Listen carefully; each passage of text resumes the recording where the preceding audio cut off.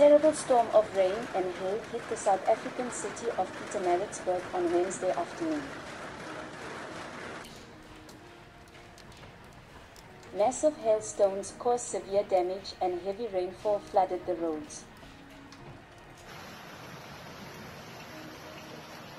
The flooding was aggravated by the clogging of the storm sewer in Pietermaritzburg.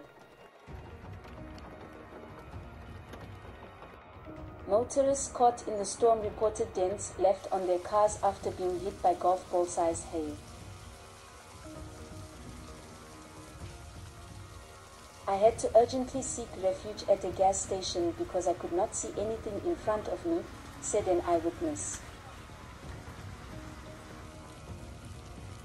Another motorist reported that trees and power lines began to fall around him.